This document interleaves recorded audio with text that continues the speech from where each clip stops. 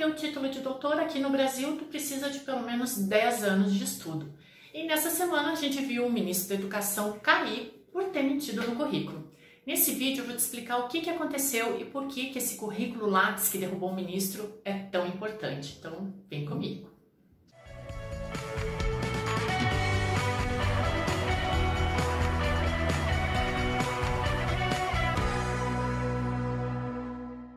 A primeira vez que o título de doutor foi concedido para alguém foi na Europa, no século XI, a estudantes de teologia e filosofia.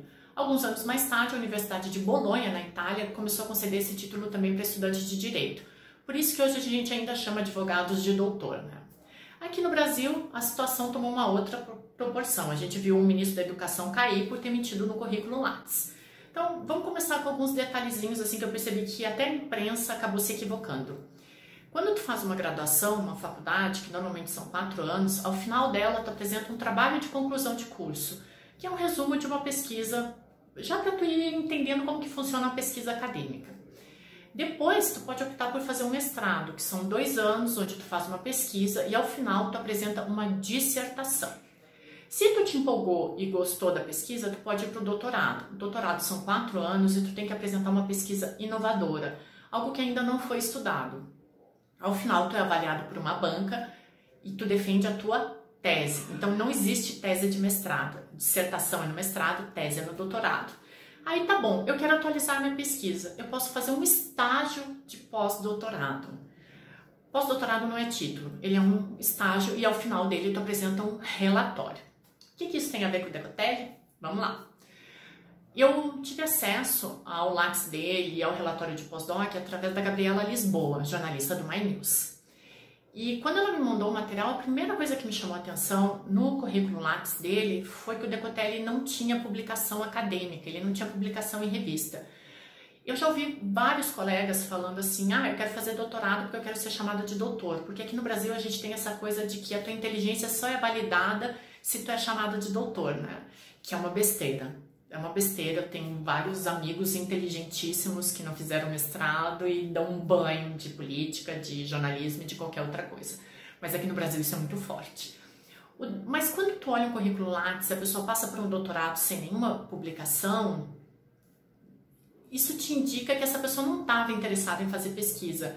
Porque por mais que a academia esteja aprisionada nas suas torres de marfim, a gente ainda tem que publicar, a gente tem que escrever, a gente tem que ir atrás dos autores. Eu ainda sou uma defensora de que só olhando para trás a gente consegue entender um futuro. Então, como que eu vou entender alguma coisa de política se eu não for ler Thomas Hobbes, se eu não for ler Durkheim ou Max Weber? É impossível, né? Porque são as bases da nossa história. Então, se alguém passa por um doutorado sem escrever, é um indicativo muito forte que tem alguma coisa errada. Aí, a Gabriela me passou o relatório de pós-doc dele, que foi o material que ela teve acesso.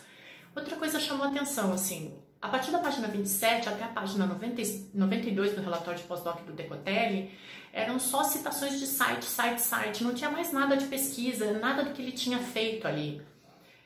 Eu comentei com ela, nossa, isso indica um pouco de má fé, porque tu não pode pegar um material de 90 páginas e da página 27 em diante tu literalmente encher linguiça, para não usar um termo acadêmico aqui.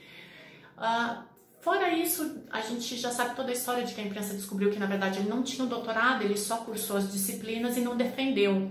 A defesa de doutorado é a parte mais importante, porque é quando tu vai ter 3, 4 professores ali avaliando o teu trabalho e dizendo se aquilo é válido ou não e se tu merece o título de doutor. Aí, logo depois, a imprensa já descobriu que 73% da dissertação do Decotelli foi plagiada. A gente que é da academia sabe o sacrifício que é quando a gente vai escrever um texto. Se tu citou um autor, tu tem que dizer qual o livro que está aquela citação, de onde que tu tirou aquela frase daquele autor, qual a página que está aquilo. Tu imagina, plagiar 73% de uma dissertação é uma coisa impensável. Eu não sei como que alguém sobrevive a isso. A gente está acostumado assim, a ter artigo devolvido de revista porque a citação lá no meio do texto, na página 15, não bateu com a referência bibliográfica. Então, eu costumo muito fazer isso. Como algumas citações eu já tenho na cabeça, eu coloco lá no meio do texto, só que eu não lembro a página. E aí depois o parecerista, muito inteligente, muito sagaz, e às vezes só para te complicar mesmo, ele vai lá e diz, olha, tu citou Balandier na página 8, mas tu não colocou a página do livro. E aí tu tem um baita de um trabalho para fazer isso. O Decotelli cai, e cai justamente porque, analisando toda a trajetória acadêmica dele, ele agiu de má fé. Tu não pode fazer um mestrado, um doutorado ou um pós-doutorado e plagiar, ou te dizer que é doutor se tu não passou pela parte principal, que é a defesa. E eu nem vou falar do estágio de pós-doutor, porque tu não consegue fazer um estágio de pós-doutor se tu não defendeu o teu doutorado. Mas tudo isso já foi muito explicado pela imprensa. O que a gente vê agora é o Eduardo Bolsonaro tentando indicar o ex-assessor do Weintraub, o Sérgio Santana, para o Ministério da Educação. Então, um governo que tem nas frases de efeito, na alegoria e na pirotecnia sua principal característica, certamente não deve colocar um exemplo de ministro da Educação agora, né?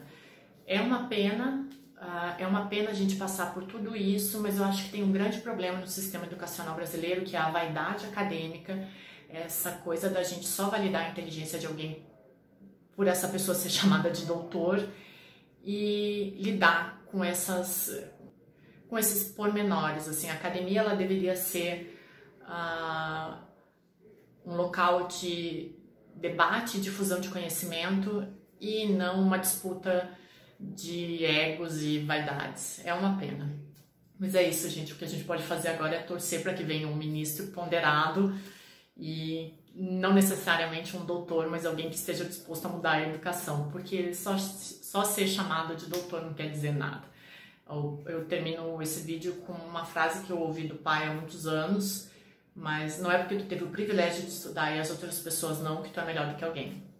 Então é isso, gente. Espero que tenham gostado do vídeo, se inscrevam na P13 e até a próxima.